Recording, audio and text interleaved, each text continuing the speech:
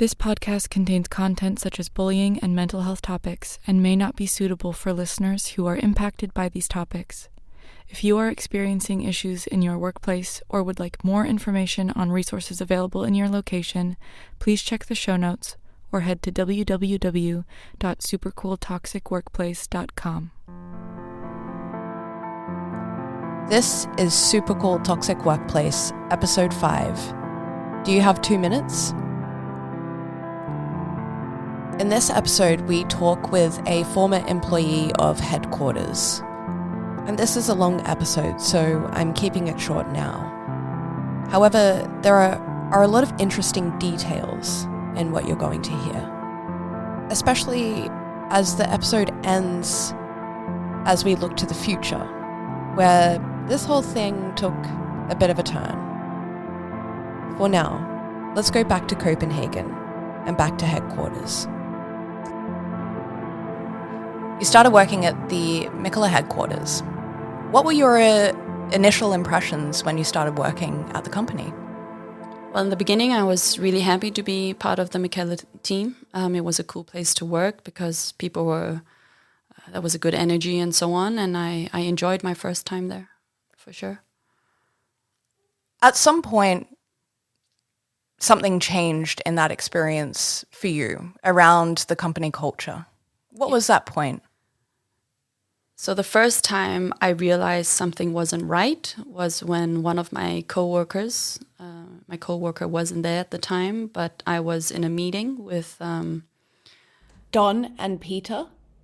They were talking about one of my colleagues, and the way they spoke of the person was just, I was shocked because they were like ridiculing him and talking about him in a way where I couldn't believe that was the tone, and you could actually, that they would talk about this person like this in front of me, because the stuff they were saying, I was pretty sure I wasn't supposed to hear it. First of all, it was like personal things, and they were like mocking him in a way. And I remember thinking, what is going on? And am I supposed to hear this? I'm not supposed to hear this. And why are they like making fun of him in front of me the way they are? Because I knew my colleague rather well at this point, and I knew that he was hard work and he did his best and so on. So for him to get this kind of treatment in front of me while he wasn't there shocked me. And I remember thinking for the first time, this is not right. But it seems normal, like they're talking as if it's completely normal. And they were aware, obviously, that I was there because it was the three of us in a room. So that was the first time I thought, what's going on here? This is not right. So obviously there's always that first moment, the red flag goes up. Mm-hmm. And then it feels like they start to come at you faster and faster. Yeah. Was that the experience that you had in regards to the things that you started to observe about the company culture? Yeah, in the beginning I just thought, okay, this was probably a one-time thing, and it was an exception, but I soon found out that that was normal. It was in fact normal to talk about employees this way, and the tone and it was a harsh tone. It was almost as if it was like the cool kids in high school, talking about the lame kids. And I remember thinking, I don't want to be part of the cool kids if this is how it's going to be. I was slowly realizing that it was the way it was. It was completely normal, and I had this weird feeling that if I said something, I would just be the one they would talk about in this way. My guards went up for sure. Did you personally experience any kind of sexism or casual misogyny in this working environment? Yes, unfortunately, I did experience a lot of comments. I think they were supposed to be like a positive thing, but it just made me wonder what the culture actually was. Because I remember one morning I came in and my female colleague came over and she said, "Oh, you're so brave to wear perfume. I love your perfume, but you're so brave to wear it." And I remember thinking, why is that brave to wear perfume? And she said, well, it's like an unwritten rule that perfume is not allowed. because Don doesn't like it. And I remember thinking, that can't be right. I mean, it's not his business whether or not you wear perfume. And another incident was me wearing lipstick. And again, I was told how brave I was to wear lipstick. And I remember thinking, that's so strange that I received these compliments for something so basic as, makeup and perfume. And it's not like I wore half a bottle of Chanel No. 5. And even if I did, I mean, who should bother about that? And Peter. He commented on my clothes. He would. There was one time where he came up to me and I was wearing a T-shirt and he commented on that T-shirt in a really unpleasant way. He would like bite his lip and he would say, "Does it really say this on your T-shirt?" There was a text saying "cherry blossom," and I remember saying, "Yes. Why do you ask?" And he just sort of smiled in a weird way, and he just took off. And I just felt, I'm not going to say I felt dirty, but I felt like I was wearing something really over the top or something really, vulgar. And it was in fact just a red T-shirt with a text saying cherry blossom, that's all. And what he got out of it, I really don't know why he thought it was something super sexual. But he really put emphasis on the fact that he found it arousing somehow. And another incident, he told me directly that I couldn't wear a certain pair of pants because he couldn't concentrate on his work when I wore them. And he would look at me in a way where I would realize that he was looking at me, and he would like hold his, he would keep looking to make sure that I saw it, and then look away after making sure that I saw that he was looking. Does that make sense? Like the way he was looking was just, he was like undressing me with his eyes.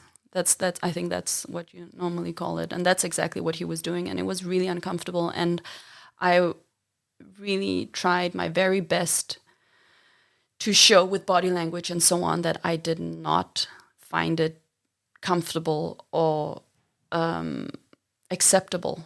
And when he made these comments, I would be very clear that I did not want that kind of attention. And I was told not to wear high heels because that was very unprofessional of me. And I had to remember that I worked in a brewery, and high heels were not considered appropriate. And at the same time, I would get these stares, not angry stares, but more like, that dirty look that you get from men every now and then. So I was told not to wear my high heels, and it was going to be put in the handbook that high heels were not allowed. Who told you that? That was Peter.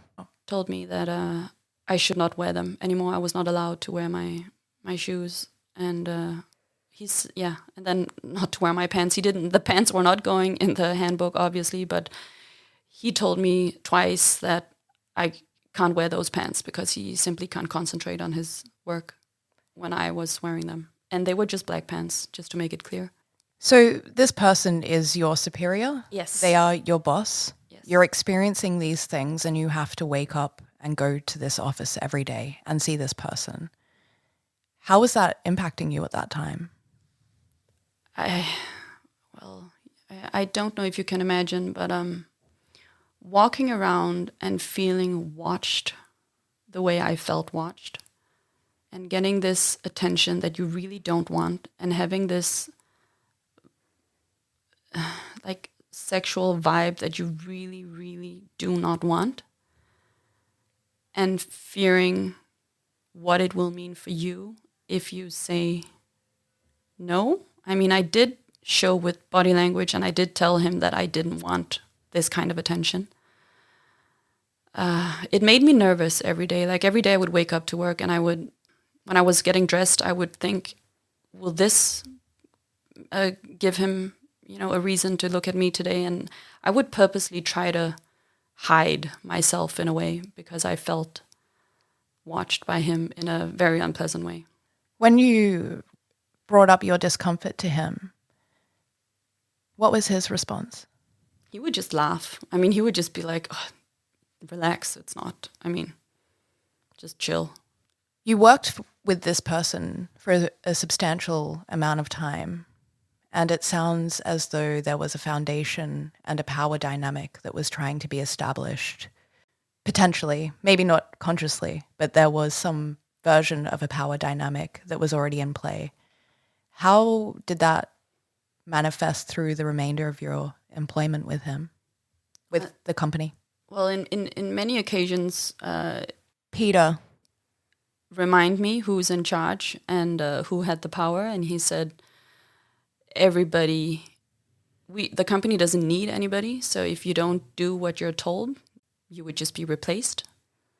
And if you criticize the way things are done, you would be replaced. So I knew that if I didn't just follow orders, I would be fired.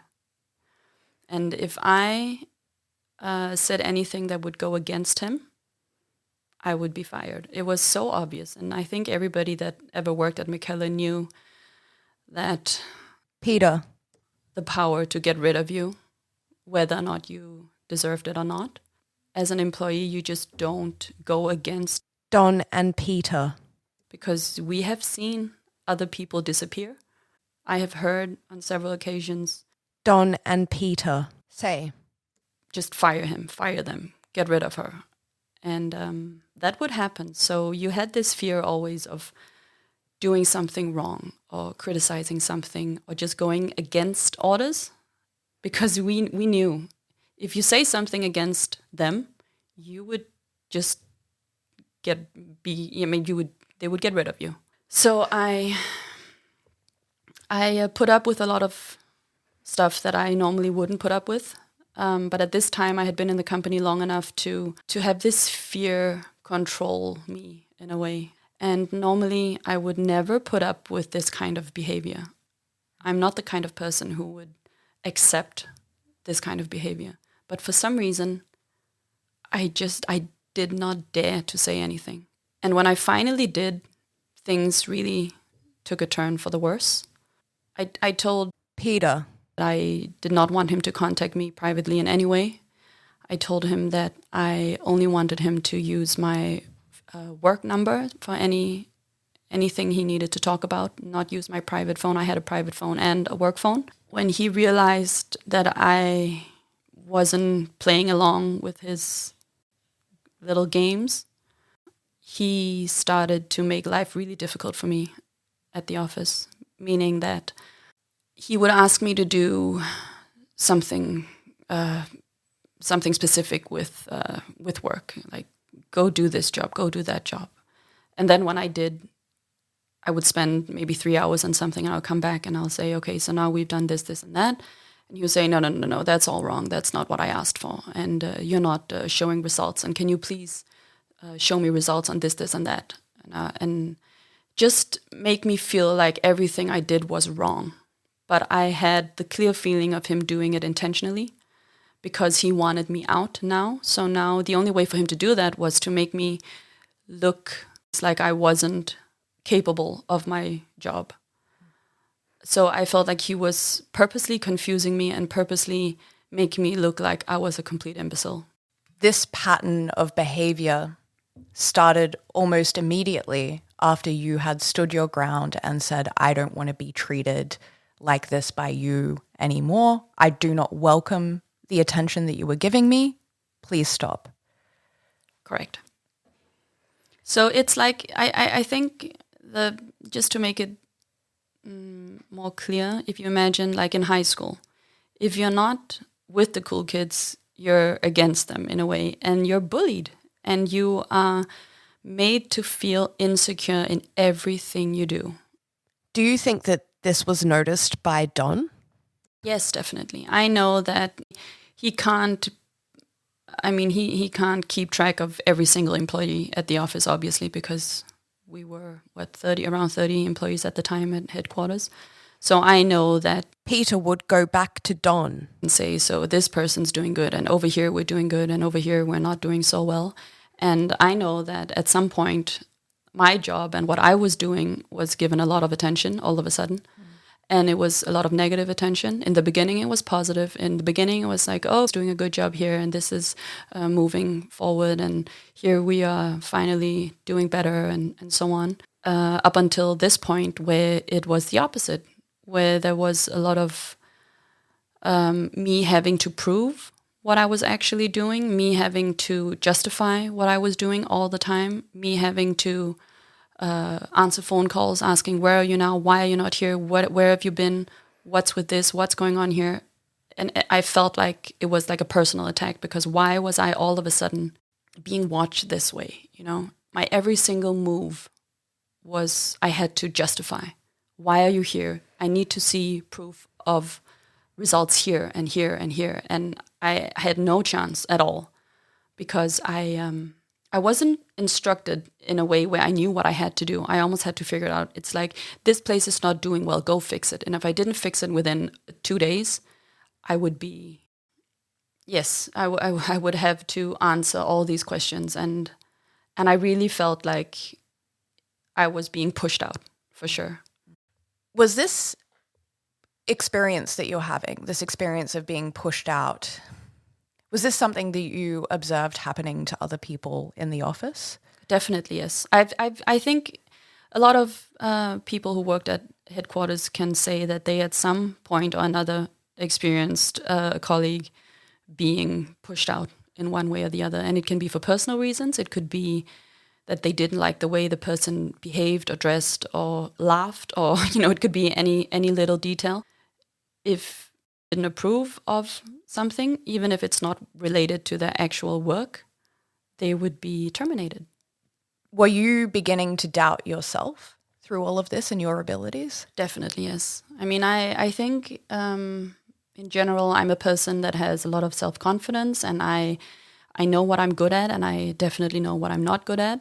But after a while working at Michaela, I really felt like I didn't have any capabilities at all. I felt like I was one big failure, and something was wrong with me, you know, like because I tried my best. I think everyone working for that company, they come in and they want to contribute. They really want to do a good job.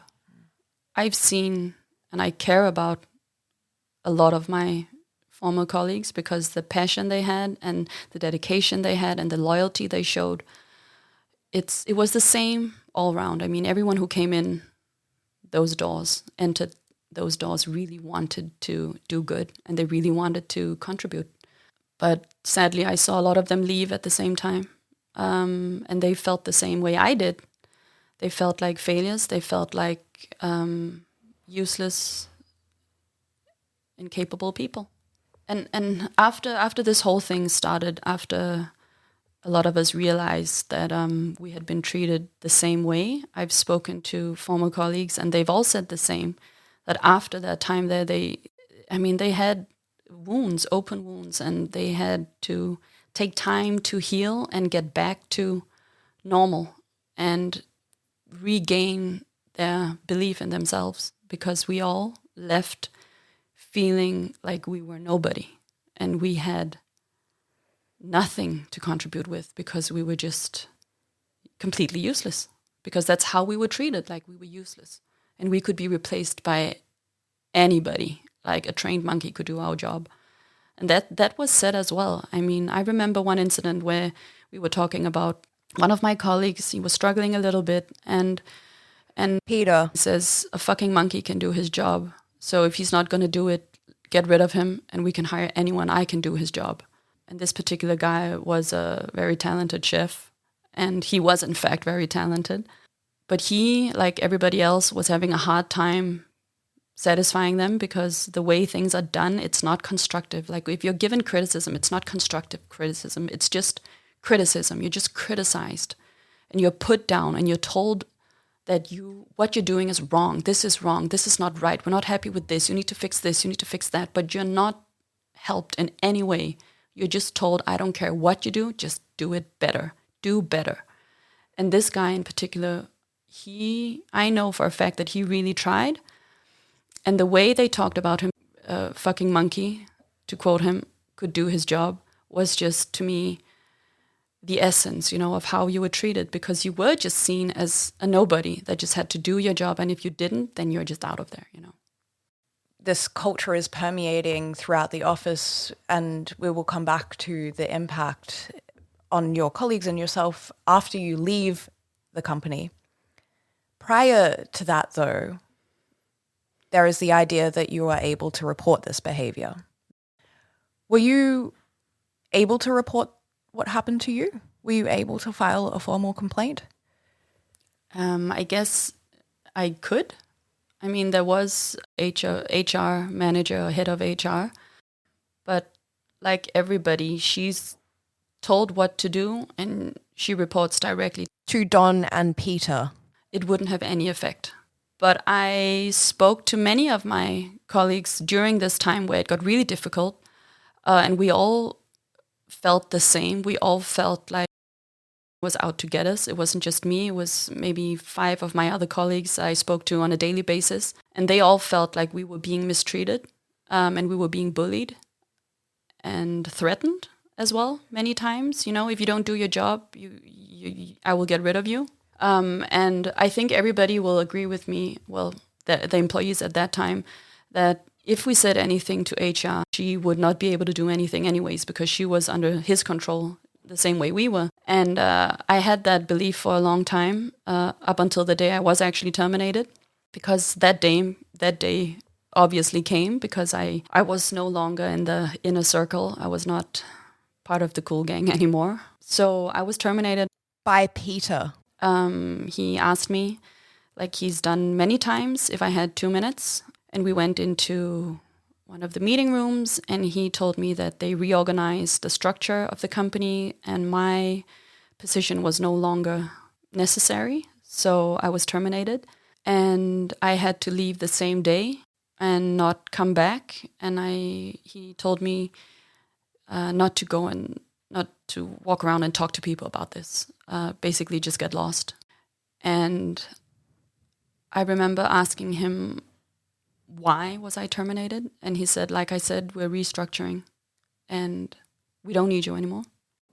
And the feeling of, it was a funny feeling of relief, because I wanted out for a while already at this time, because I wish I could make you feel the way I felt and many others felt at this time. I mean, it was draining. It was emotionally draining going to work every day.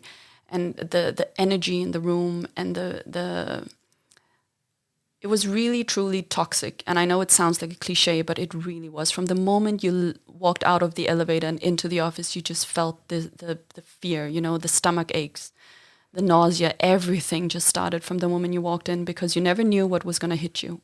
You never knew if you were going to be yelled at in front of everybody, or if you were going to be looked at in a dirty way, or if you were going to be pulled aside and made to justify your every single move, or told that what you did on social media yesterday was unacceptable, or all these things.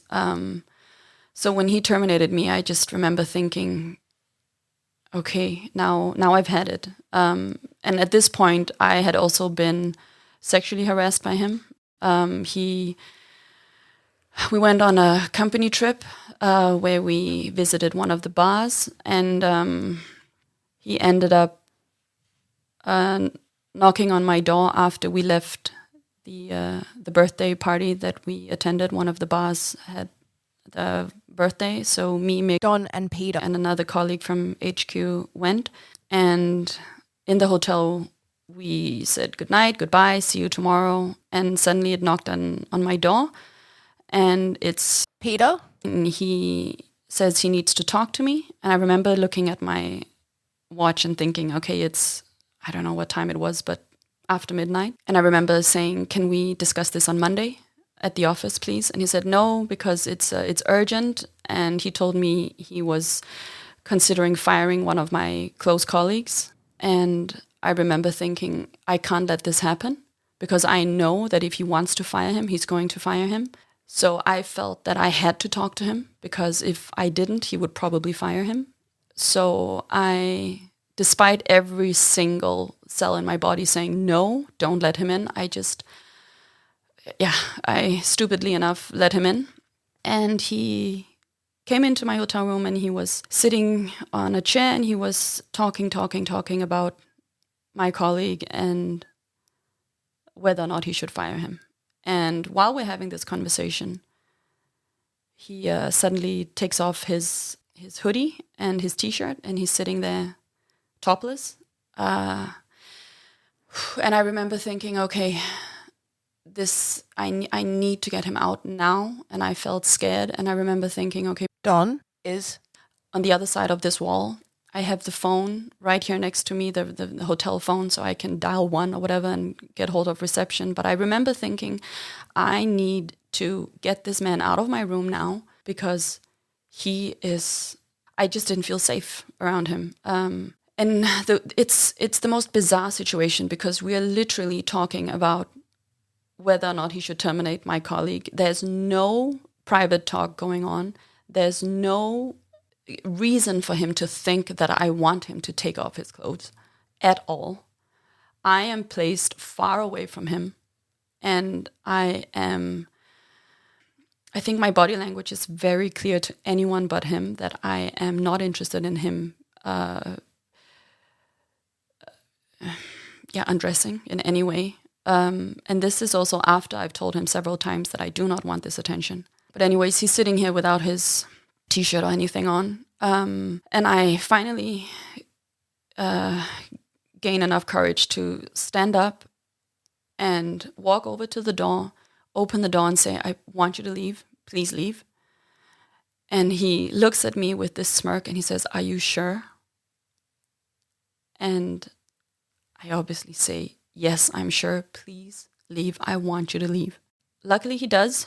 He leaves. I close the door and I text my colleague that I've been talking to before, and I say, I'm scared right now. I don't know what to do. What should I do? And my colleague says, you should just, I'm here on the line. Like, just don't worry. He's not. I mean, he left. Don't worry.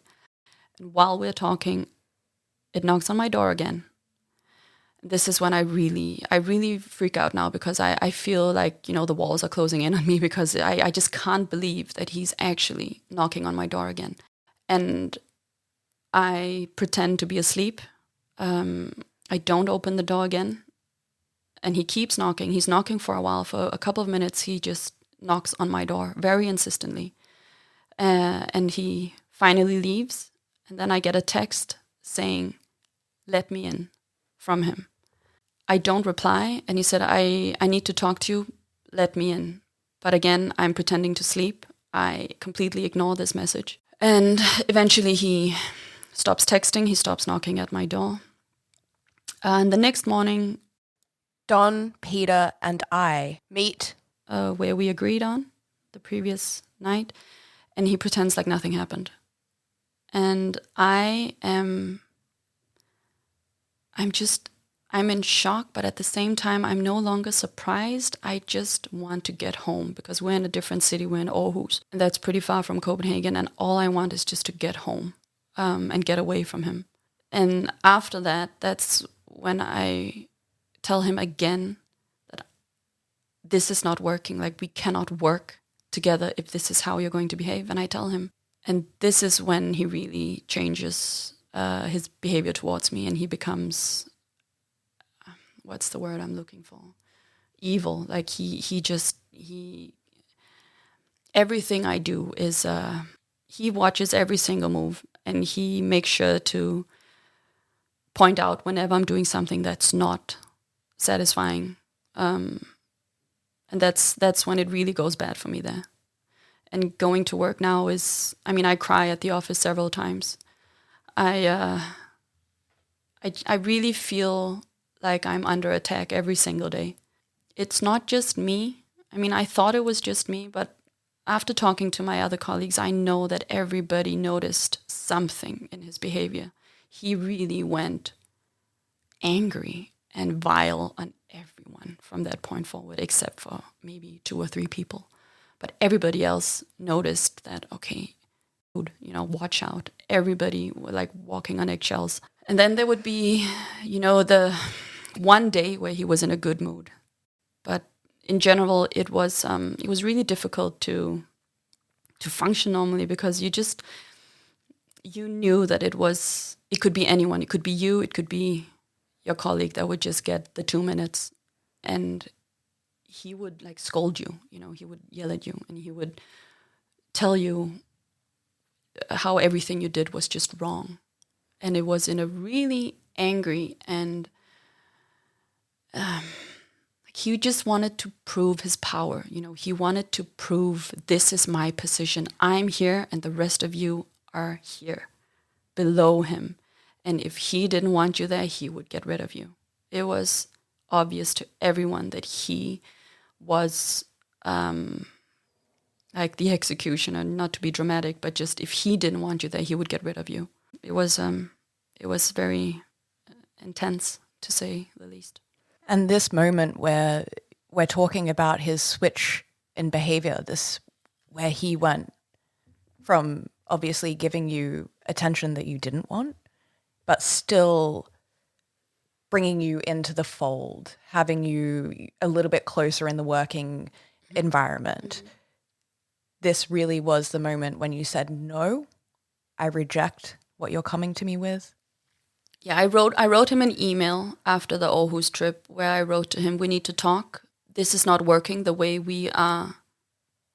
Working with you right now is not okay with me.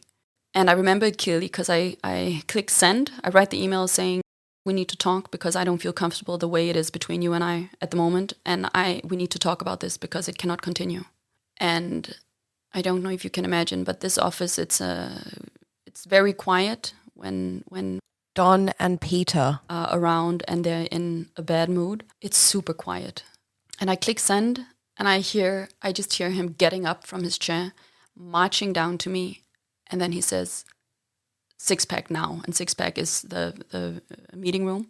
And I remember thinking, oh, okay, now he's gonna eat me alive. He's gonna kill me now. So I walk into the meeting room and he just goes off on me and he's like, what the hell am I thinking about sending him an email like this? And if there's ever anything we need to talk about that's personal between you and me, you never write me an email. You tell me face to face, never on email.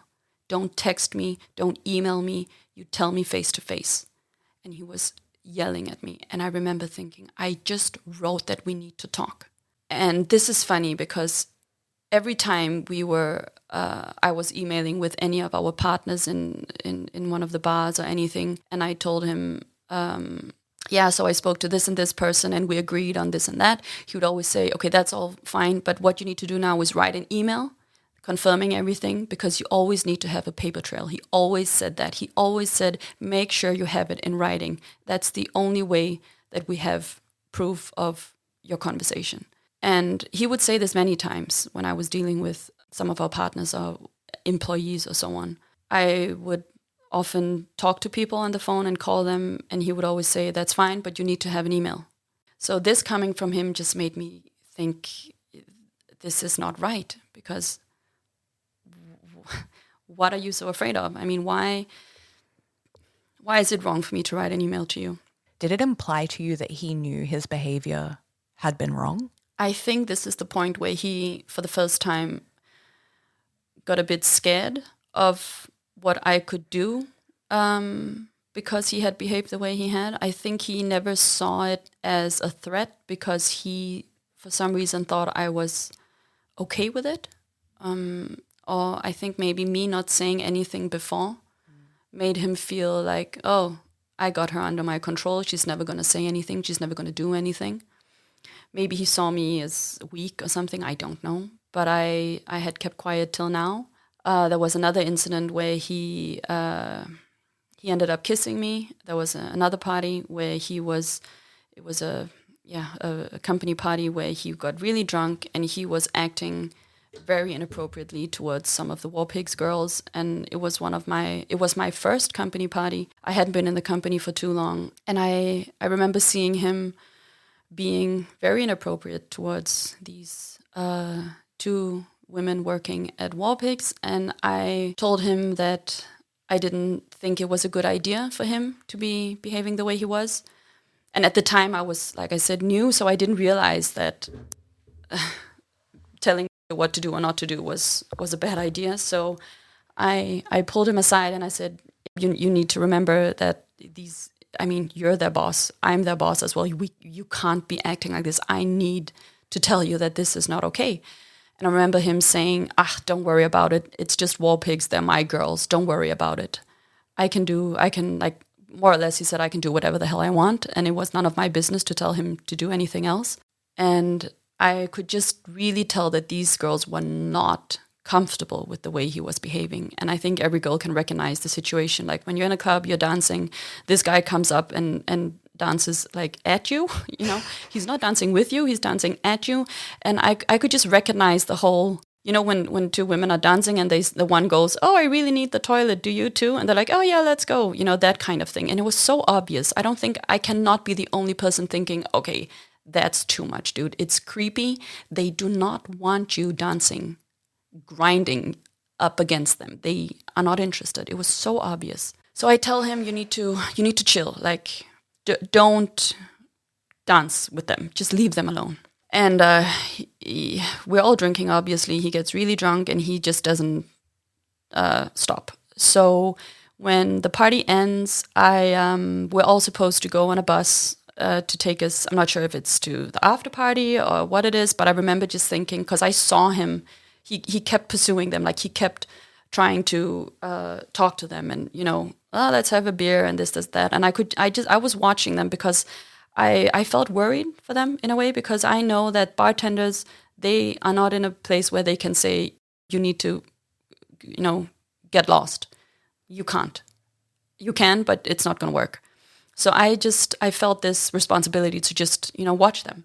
So I tell him when the bus arrives, I'm like, you're not going on that bus. Because I saw the way he was, just not changing his behavior. So I said, I think it's better you go home. You need to go home now. And he's, yeah, okay, you're okay, you're right, slurring and so on. And I get a cab, put him in the cab, and in the cab he kisses me. And I am doing nothing to invite this. And I freeze for a second. Oh, for a while, I just freeze because I did not expect this. I trusted him, I really, in the beginning, to be fair, I thought he was a great boss. And I trusted him. And I enjoyed working with him. And then this happens. And I just remember thinking, what is going on? Like, I cannot believe this is happening. So I freeze, but I have this moment where I feel like numb, and I just remember like holding my hands on his like chest and like pushing him away, saying, no, this no, stop, And this is a Sunday, and the next day at the office, it's like we have to pretend like nothing happened. And again, he pulls me aside, says, do you have 2 minutes? And we go into this same stupid meeting room, and he says, and I remember his words because I remember feeling that he's putting words into my mouth. He says, I hope you don't feel like anything happened last night that you didn't want.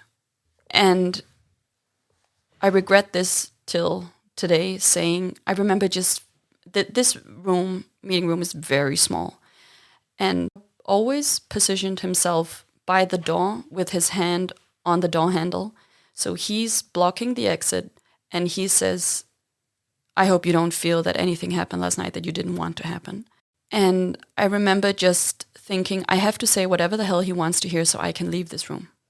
So in panic and in just out of fear, I just say, no, it's fine. You were drunk. I was drunk. It's all good.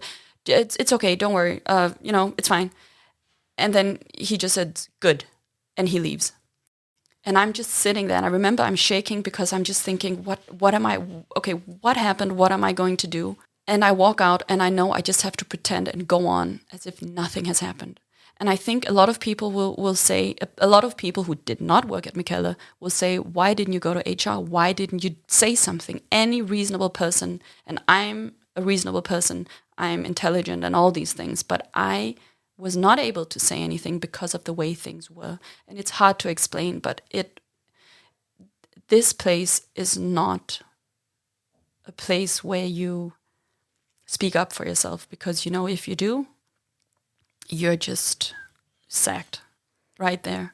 So anyway, back to my termination. I was terminated, and I was angry, especially because I felt like I was being kicked out. I mean, if I'm terminated because of a reorganization of the company, it would be normal for me to have my 3 months notice, finish my things, you know, say goodbye to my colleagues, send emails to whoever I need, you know, send emails on current projects to whoever needs to take over for me and so on. But I was literally told to leave after a few hours and not to come back and not to speak to my colleagues about it. So I was angry, and at this point I was fed up. I felt like, okay, this is enough. I've had enough. So I go to HR and I tell her, I need to talk to you. So we sit down and I tell her, okay, listen, a lot of things has been going on. I'm not sure if you're aware of everything. I know you're not aware of these 2 incidents where I was directly, harassed or whatever, violated. I need to tell you what's going on, because I sort of knew at this point, HR. I think her so-called honeymoon period had just ended, so she still felt really positive about everything because she was not part of, she hadn't really crossed over to the other side yet. It sounds so dramatic. Okay, she was still under the belief that Michaela was a good place to work. She had definitely seen and overheard a few situations and incidents. I'm sure it's inevitable. But I remember sitting her down and telling her, you need to know who you're working for. You need to understand what goes on behind the scenes. You need to understand who you're working for and what kind of company you're working for. And I think I sat with her for 45 minutes. I told her everything, every single story. She was shocked to hear it. And she said, I'm really sorry this happened to you. And she said, you've given me a lot to think about and all these things. We hugged and I left. So for her to come out after and say that she didn't know anything, it's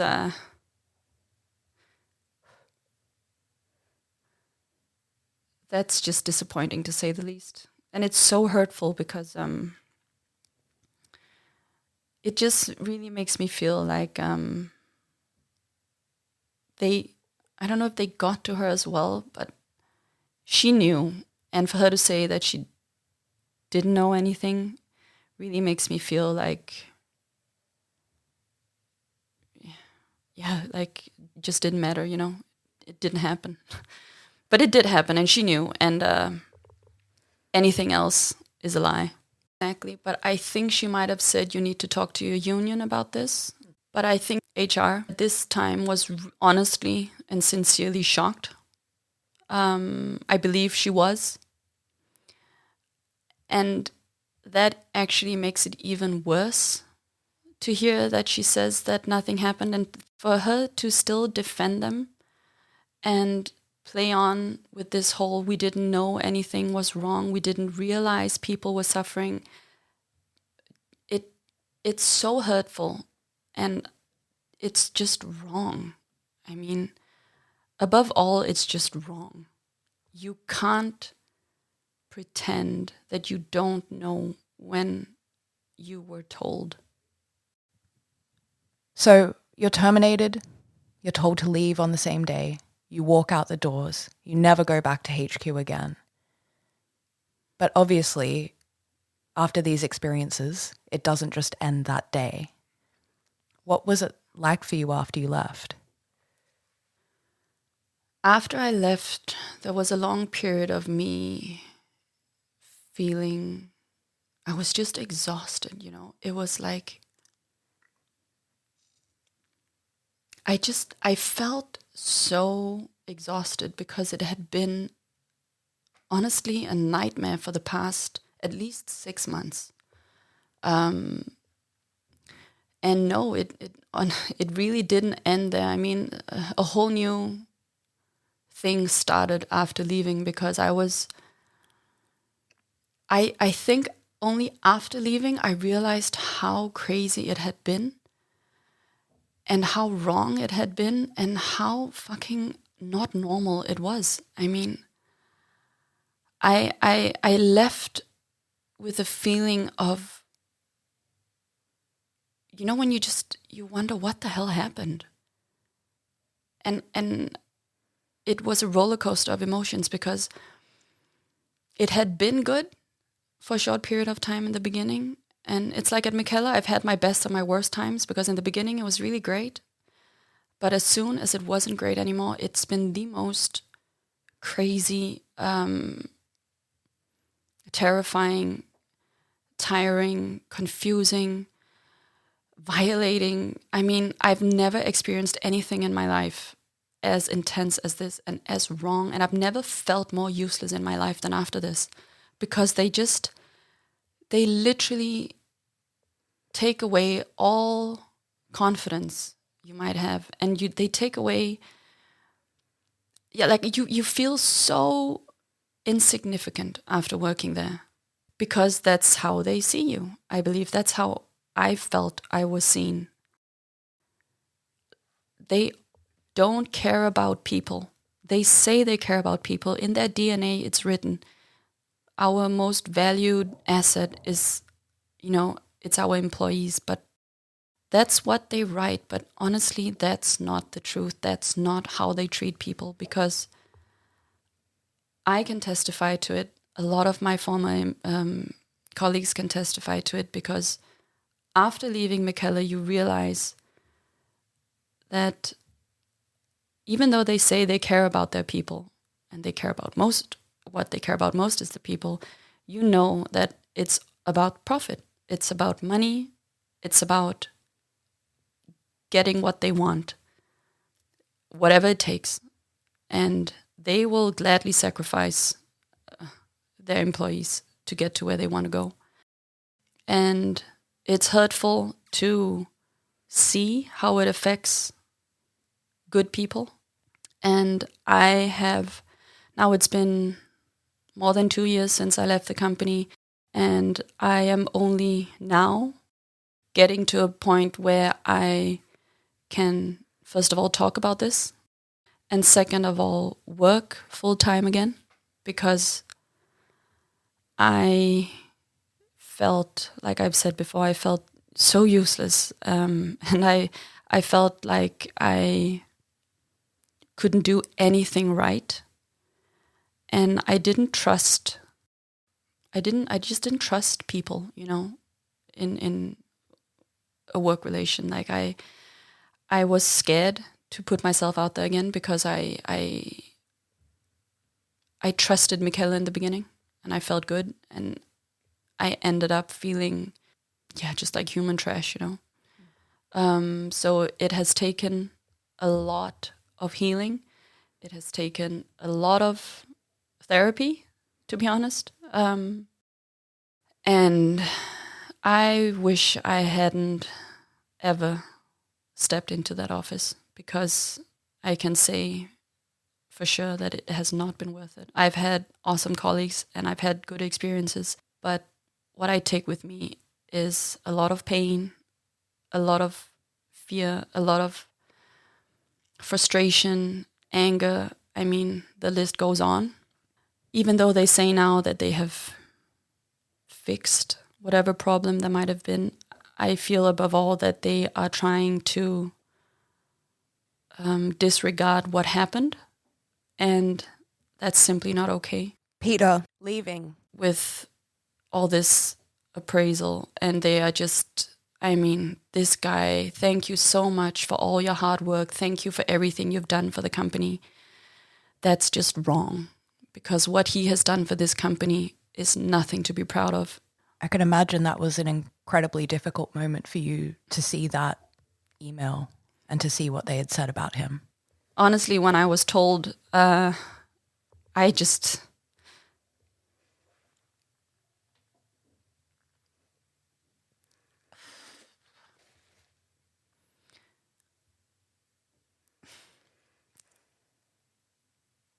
can't even describe how I felt when I was told, because I just felt, the anger. Most of all, I felt anger, because this is a guy who has ruined the lives of so many good people, and Don was aware of his, what can I call it, his tactics and his way of doing things.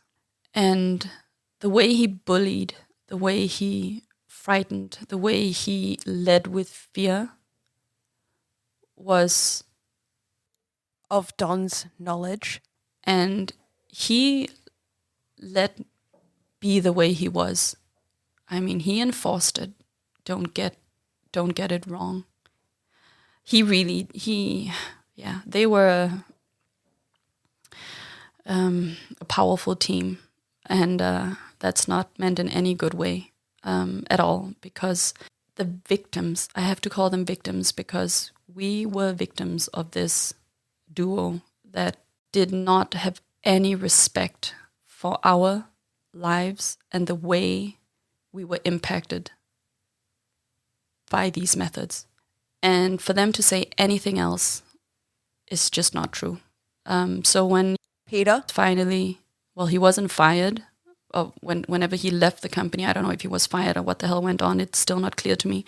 But when he was let go, to realize that he was sent off with flying colors just made me feel, I was devastated, honestly, because I felt like the truth is never going to come out. And people need to know the truth. It's important to me, because you cannot pretend that this didn't happen. You cannot pretend that people have not suffered and are still, till this day, suffering from what they were exposed to during those years at McKellar. It happened, and they cannot silence us. You cannot pretend like it didn't happen. You cannot avoid being held accountable for this, because it was not a little thing. It's not isolated to 4 incidents.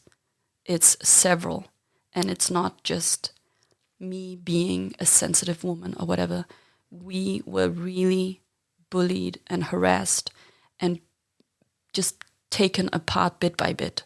I know it sounds dramatic, but it's the truth. It's what happened, and it needs to come out. By far the worst boss I've ever had, purely because of the way he sees people. He disregards people as being worthful of anything. They're not worth anything. And it's just painful to be treated as if you still don't matter, Fair enough, they've changed things, and now they've hired God knows how many professionals to deal with this. But you can't disregard what happened. You cannot just pretend like it didn't happen, because we're here and we're still here, and we will always be here. Our experiences do not disappear with an email. Is there anything else that you would like people to know or people to hear in this conversation today? I think what's most important to me now is, like I just said, to hold Peter accountable to how many people's lives he has affected. The impact this man has had on so many people is important to me. And Don needs to acknowledge that this happened, and this happened with his knowledge, because it's not like he didn't know who and what Peter was and is. I think that's, in fact, the very reason why he kept it on for so long, because he would get things done. whatever it takes, he would get it done. But I hope that he realizes how this has impacted so many people, good people, in fact. And I want consumers and I want current employees to think twice about supporting Michaela. And I'm not out to get Michaela, and I'm not out for revenge or anything. I just want people to know the truth, because consumers have this, and current employees and maybe future, employees, sorry, current employees and future employees and consumers have this idea of the narrative that's been going on for the past months has been very positive and very, we care about our employees and our DNA states this and we have this and this action plan and all we care about is the diversity and the culture and this and that. And I just don't want them only to get that side of the story, because there are two sides of the story and this side needs to be acknowledged. And the power that Michaela has right now, I feel like it's fake. Like the power is real, but the story is just fake. Because the way a lot of people see Michaela is not the true version. I hope it gets there, honestly. I hope that future employees and current employees will not have these kind of experiences. But again, this happened, and we need to get that story out there. Pretending like it didn't happen, pretending like you didn't know, is not fair to us who went through this. It's just not fair. I want people to realize that this is not just a Me Too situation. It's people. People are being treated badly. It's not just women. It's not just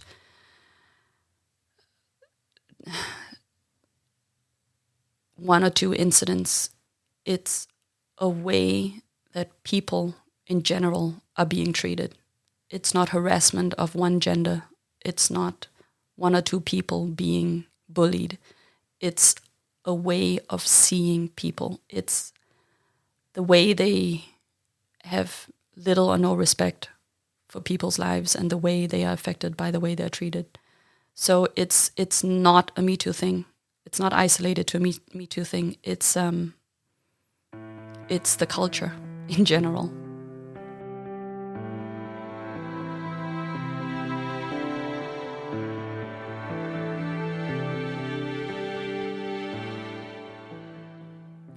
You may have noticed that the departure of Peter was discussed in this testimony, and this is something that the next episodes will address. I will also reserve any further commentary until the next episode regarding this. However, there is another event in the future that you're going to hear about. It's in relation to some statements that were made by the company in regards to survivors being contacted by the company and their cases being investigated. This might be skipping ahead a little bit, but obviously the company has since come out and apologized for this culture and this behavior. They have said that they didn't know. They've also said that they have contacted everyone that they were aware had an issue within the company. Have you been contacted by the company? I have not.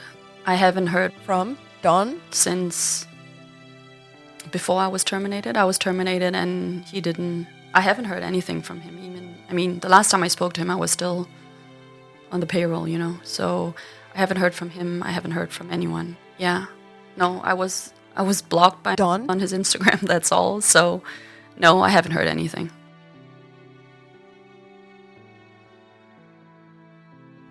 Super Cool Toxic Workplace is a Hand and Heart media production and was written, produced, and hosted by Kate Bailey. To join in the conversation around episodes, follow at handandheart.eu on Instagram or at _Kate_Bailey_ on Twitter. Original music by Julia Laws. Design and social media templates were provided by the anonymous artist going by Bennis Gallery and were provided for free.